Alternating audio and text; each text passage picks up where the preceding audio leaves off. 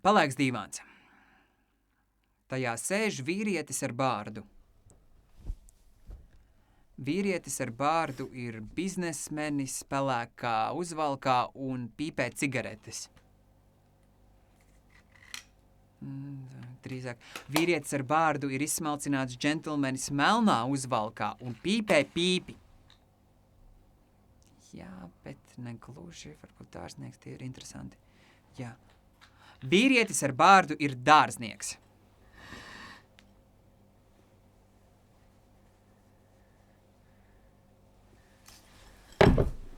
Nē, labi, ceļotājs, mākslinieks, monētu kolekcionārs, varbūt kartogrāfs. Labi, vīrietis ar bārdu strādā parastu darbu. Bet viņam ir interesanti hobiji, viņš spēlē ģitāru, un tomēr kaut kas jākrāj. Jā, tās pašas monētas, lietmonētas, viņš krāja monētas, kaut ko foršāku, akmeņus, viņš krāja akmeņus, viņam ir liela akmeņu kolekcija ar dažādiem akmeņiem, un viens no akmeņiem ir radioaktīvs. To var aiztikt tikai ar cimdiem. Viņš regulāri notrauc putekļus no savas akmeņu kolekcijas ar mazotiņu. Bet pret radioaktīvo akmeni viņš izturās ar īpašu pietāti. Kaut ko krāja, ko viņš vēl krāja, kolekcionē kartes, jā. Viņš krāja kartes.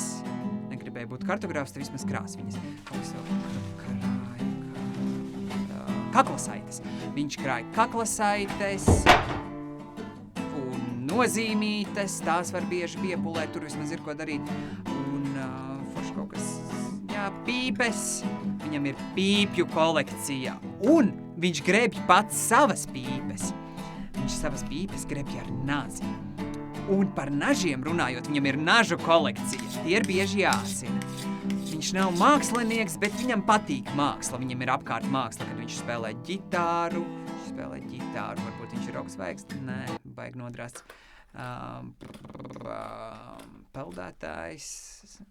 Viņi ir interesanti, bet nevienam īsti neinteresē. Kas vēl tāds labs ir?